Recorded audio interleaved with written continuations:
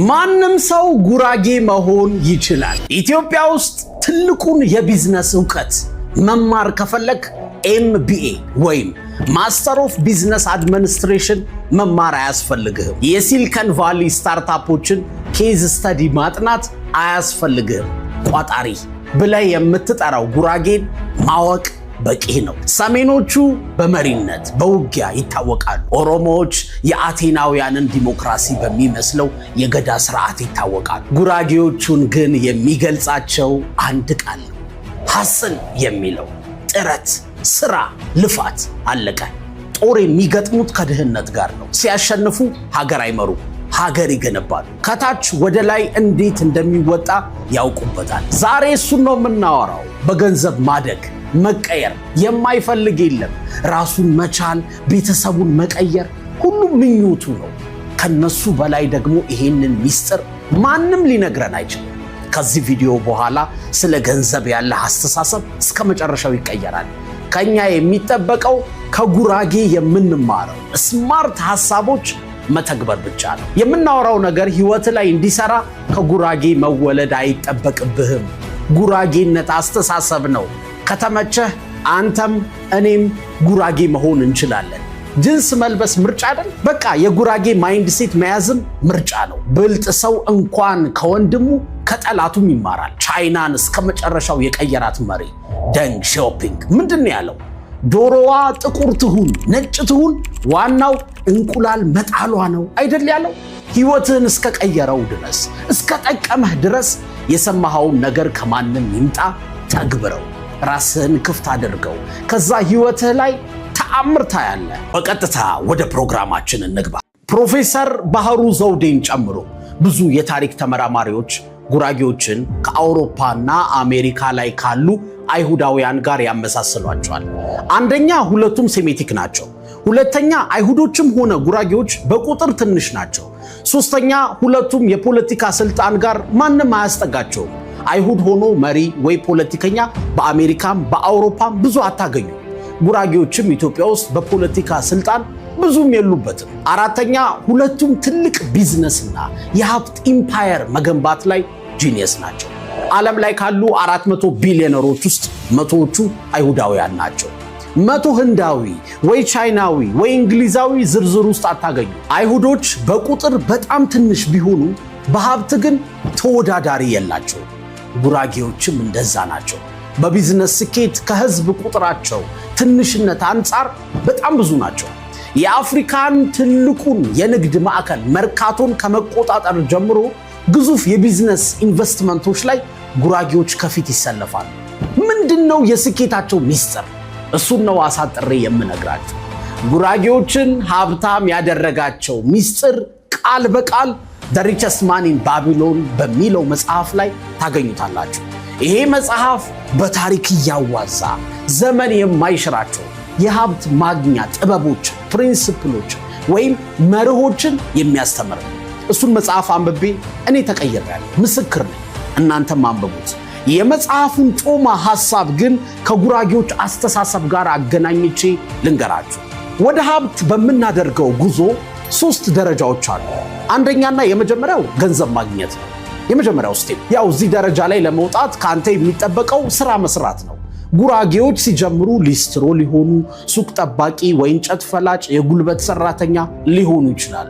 አንተ ደግሞ 18 ዓመት ተምረህ ስራ ትቀጠራለህ። ከዛ ገንዘብ ማግኘት ትጀምራለህ። አብዛኛው ሰው እዚህ ደረጃ ላይ ለመውጣት ብዙም አያቅተውም።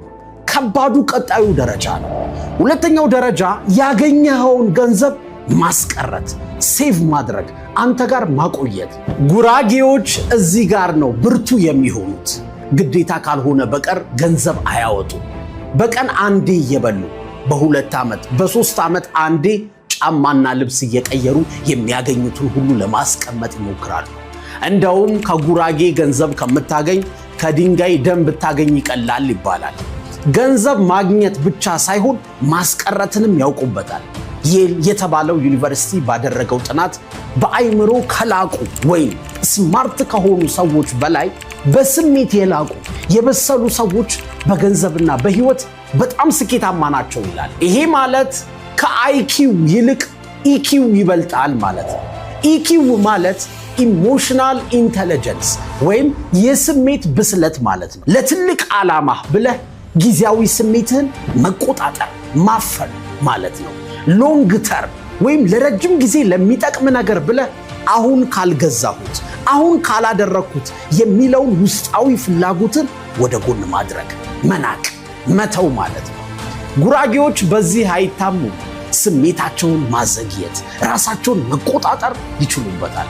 ትኩረታቸው የማገኘውን ገንዘብ እንዴት አድርጌ ራሴ ጋር ላስቀረው የሚለው ነው።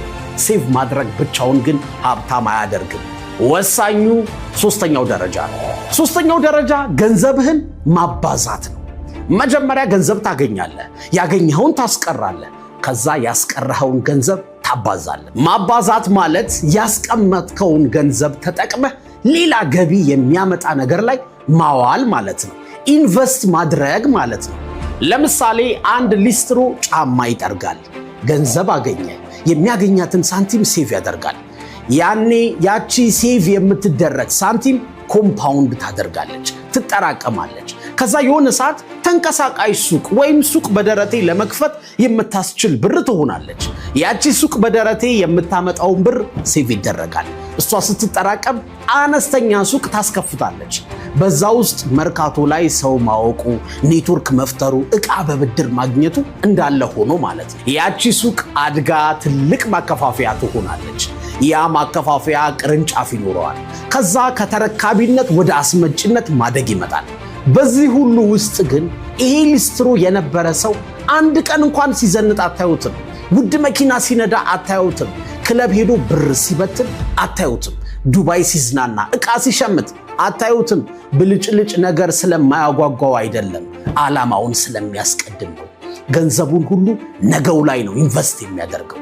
የሻርክ ታንኩ ኢንቨስተር ኬቨን ኦሊሪ እንደሚለው ጉራጌ ገንዘቡን እንደ ወታደር ነው የሚያየው። የሱ ገንዘብ ሄዶ እንዲማረክ አይፈቅድለትም። እንደውም የሱ ገንዘብ ሄዶ ተዋግቶ አሸንፎ ሌሎች ገንዘቦችን ማርኮ እንዲያመጣ ነው የሚያደርገው። እንደ ጀግና ወታደር ማለት ነው። ይሄ ነው ማባዛት ማለት። ታዲያ ከዚህ ምን እንማር ካላችሁ የምታገኘው ገቢ ሴቭ መደረግ አለበት። ኒድ እና ወንት የሚባለውን ነገር ለይ። ኒድ ማለት ለመኖር በጣም የሚያስፈልግህ ነገር ማለት ነው። ያለዛ ነገር መኖር አትችልም ማለት ነው። ወንት ደግሞ ፍላጎትህ ነው፣ ምኞትህ ነው። ከጓደኞችህ ከሰው ጋር ለመመሳሰል ብለህ የምትከፍለው ዋጋ ነው። ከሚያስፈልግህ በላይ ስትጓዝ ማለት ነው። ለምሳሌ የሚያስፈልግህ ጫማ ማድረግ ነው። ያለ ጫማ አትኖርም። ስለዚህ የ1000 ብር ቆዳ ጫማ ወይም ሸራ ስኒከር በቂህ ነው። አንተ ግን ጓደኞችህ የሚለብሱትን አይነት 5000 የሚያወጣ ናይክ ወይም አዲዳስ ብራንድ ጫማ ስትገዛ ፍላጎትህ ነው እንጂ ስለሚያስፈልግህ አይደለም። ከቤትህ ምሳ ቋጥረህ መሄድ እየቻልክ በየቀኑ ምግብ ቤት ገብተህ አዘህ ከፍለህ ስትበላ ከሚያስፈልግህ በላይ ለፍላጎትህ እየተገዛ ነው። ለተወሰነ ጊዜ ፍላጎትህን መገደብ አለብን። ከገቢ በታች መኖር ተለማመድ። ሌሎች ሲደምቁ ልታይ ሲሉ እኔም ልድመቅ፣ ልታይ፣ ማን ከማን ያንሳል አትበል። ሩቅ አስብ። አሁን ስሜትህን አፍነህ አጎንብሰህ ተደብቀህ የምታስቀምጠው ብር ነው ነገ ተጠራቅሞ የሚታይ ነገር እንድትገነባ የሚያደርግ። ሴቭ ማድረግ ማስቀመጥ ድክመት፣ ስግብግብነት አይደለም፣ የማሸነፊያ መሳሪያ ነው። ኢንፍሌሽኑ እኮ የብሬን ዋጋ ያዳክመዋል ልትል ትችላለህ። ልክ ነህ። እና ግን ገንዘብ ማጥፋትህ የብርህን ዋጋ ያጠነክረዋል? እንደውም ባዶ ያደርግሃል እንጂ። ሴቭ የምታደርገው እኮ ትንሽዬም ቢሆን አቅም እንድትፈጥር ነው እንጂ ተቀምጦ እንዲቀር አይደለም። ተጠራቅሙስ ግን ስንት ሊሆንልኝ ነው ብለህ አትናቀው። ስኖቦል ኢፌክት የሚባል ነገር አለ። ትንሽዬዋ በረዶ ስትንከባለል የሆነ ሰዓት በጣም የምታስፈራ ድቡልቡል ትልቅ ነገር ትሆናለች። ገንዘብም ኮምፓውንድ ሲያደርግ እንደዛ ነው። ተጠራቅሙ ቤት መኪና ላይገዛልህ ይችላል፣ እውነት ነው። ግን አሁን ከምታገኘው ገቢ የተሻለ ሌላ ገቢ የሚያመጣ ቢዝነስ ሊያስጀምርህ ግን ይችላል። ያ ቢዝነስ ሲያድግ ቤቱን መኪናውን ይገዛዋል ማለት ነው። አሁን ደሞዜ ትንሽ ናት፣ ትልቅ ሲሆን ሴቭ ማድረግ እጀምራለሁ አትበል። በትንሹ ካልታመንክ በትልቁ አትሾም። አሁን በ10 ሺህ ጊዜ ሴቭ ካላደረግ በ100 ሺህ ጊዜም ሴቭ አታደርግም። ፍላጎትህ አብሮ ስለሚያድግ ያኔም 100 ሺህ ቀዳዳ ይመጣብሃል። ልማድህ ጉድ ነው የሚሰራ። ፍላጎትን መገደብ፣ የምታገኘውን ሁሉ ማስቀመጥ ካሁኑ ተለማመድ። ጉራጌዎች ሴቭ ያደረጉትን ብር ኢንቨስት የሚያደርጉት የሚያውቁት ነገር ላይ ብቻ ነው። ሱቅ በደረቴው ገንዘቡን ሴቭ አድርጎ አጠራቅሞ አቅም ሲኖረው ካፌ አይከፍትም። አያውቀውማ። የሚከፍተው አነስተኛ ሱቅ ነው። እየዞረ ሲሸጥ የነበረውን ሸቀጣሸቀጥ አሁን ደግሞ አንድ ቦታ ላይ ቆሞ ይሸጧል። በሚያውቀው ጉዳይ ነው ኤክሴል እያደረገ ራሱን እያሳደገ የሚሄደው። ቢዝነስ ውስጥ ከሚገቡ 100 ሰዎች 35ቱ ከስራው የሚወድቁት በማያውቁት ሙያቸው ባልሆነ ቢዝነስ ውስጥ ስለሚገቡ ነው። አንተም ገንዘብ ሴቭ ስታደርግ እግረ መንገድህን ስለምትሰራው ቢዝነስ አጥና፣ ምርምር አድርግ። ብትችል የተማርከው ላይ ስትሰራ የቆየኸውን ስራ ቢዝነስህ አድርገው። ልትሰራ የምትፈልገውን ቢዝነስ በደንብ አጥናው።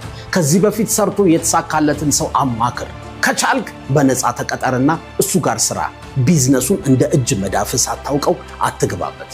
ካለበለዚያ ግን ዕውቀትና ልምድ ሳይኖርህ ቢዝነስ ከጀመርክ በወጣትነት ጉልበት ሴቭ ያደረግከውን ገንዘብ በትነህ ቆንጆ የህይወት ትምህርት ተምረህ ቁጭ ትላለህ። 15 ዓመት አረብ ሀገር ሰርታ ሴቭ ያደረገችውን ገንዘብ ኢትዮጵያ ትመጣና ሰርታ የማታውቀውን ቡቲክ ወይ ካፌ ወይ ኮስሞቲክስ ትከፍታለች። ከዛ በአንድ ዓመት ውስጥ ከስራ በዝረራ ትወጣለች። ከዛ ኢትዮጵያ ውስጥ እኮ ቢዝነስ አያዋጣም ትላለች። የትኛውን ቢዝነስ ያዋጣል? አሰራሩን ላወቀበት። ፒያኖ ስለማትችል ይሄ ነገር ለዜማ አይሆንም አትልም እኮ። ችግሩ ከፒያኖ አይደለም ካንተ ነው። ቆንጆ አድርጎ የሚያጫውተው ካገኘ ፒያኖ ውብ ድምፅ ያወጣል፣ ውብ ዜማ ያወጣል። ቢዝነስም እንደዛ ነው። ጉራጌ ጥንቁቅ ነው። የማያውቀው ቢዝነስ ውስጥ ጨፍኖ አይገባበትም። እንደውም ዋረን በፌት የዓለማችን ስማርት ኢንቨስተርና ባለሀብት ስለ ገንዘብ ሲናገሩ እንዲህ ይላሉ። እኔ 2 ህግ ነው ያለኝ። ሩል ነምበር 1 ዶንት ሉዝ ዩር ማኒ፣ ሩል ነምበር 2 ዶንት ፎርጌት ሩል ነምበር 1። ይሄ ማለት አንደኛ ህግ ገንዘብህን እንዳታጠፋው፣ ሁለተኛ ህግ ሁሌም አንደኛውን ህግ እንዳትረሳው ማለታቸው ነው። አብዛኞቹ ጉራጌዎች ዩኒቨርሲቲ ገብተው ፋይናንስ ወይ ቢዝነስ አይማሩም። ነገር ግን ከሌላው ስህተት ወይም ከራሳቸው ስህተት በፍጥነት ይማራሉ። ሲሰሩ እኮ ሊከስሩ ይችላሉ። ነገር ግን ያከሰራቸውን ጥፋት አይደግሙትም። ዱቤ ለምን አይነት ሰው እንደሚሰጥም ያውቃሉ። የራሳቸው መለኪያ አላቸው። ትልቁ ትኩረታቸው ስህተት መቀነስ ላይ ነው። ባይ ዘ ዌይ ሞስት ስማርት የሚባሉት ስታቲስቲሻኖች እንደ ናሲብ ታሊብ አይነት ወይ ደግሞ ትልልቆቹ ኢንቨስተሮች እንደ ቫንጋርዱ መስራች ጆን ቦግል በዚህ ሐሳብ ይስማማሉ። ልክ እንደምትሆን እርግጠኛ መሆን በጣም ከባድ ነው። ስህተት መቀነስ ግን በጣም ቀላል ነገር ነው። እሱ ላይ ፎከስ አድርግ። ሀብት መገንባት ከባድ ነው። እድል፣ ሁኔታ፣ ጽናት ይፈልጋል። ያለህን ብር ለማስቀረት ግን ከአንተ የሚጠበቀው ስህተት መቀነስ ብቻ ነው። ሀብታም ከመሆን በፊት ድሃ የሚያደርጉ ነገሮች አስወግድ ማለት ነው። ይህንን ማድረግ ደግሞ ማንም ሰው ይችላል። በፍጥነት ሀብታም ባትሆን ድሃ አለመሆን ግን ትችላለህ። የምታጠፋውን ብር በመቀነስ ስህተቶችህ ሲቀንሱ ውሳኔዎችህ ስማርት ይሆናሉ። ከዛ እነዛ ስማርት ውሳኔዎች በሂደት ህይወትህ ላይ ልዩነት ይፈጥራሉ። ከዛ አይንህ እያየ የገንዘብ ፓወርህ ይጨምራል። እግረ መንገድህን መኖር አቁም። ከሰው ስህተት ተማር። ጊዜያዊ ስሜትህን ተቆጣጠር። ለመኖር ከሚያስፈልግህ ውጪ ያገኘኸውን ሁሉ አስቀምጣት። ትንሿንም ገንዘብ አትናቃት። አቋራጭ ማሳደዱን አቁም። ጃፓኖች ሀብት የሚበቅለው በጽናት ዛፍ ላይ ነው ይላሉ። አሁን ያወራነውን ለመተግበር ትዕግስቱ፣ ጽናቱ ካለ ለራስህ ብቻ ሳይሆን ለአገር ትተርፋለህ። ከፍታው ላይ እንገናኝ ወዳጄ።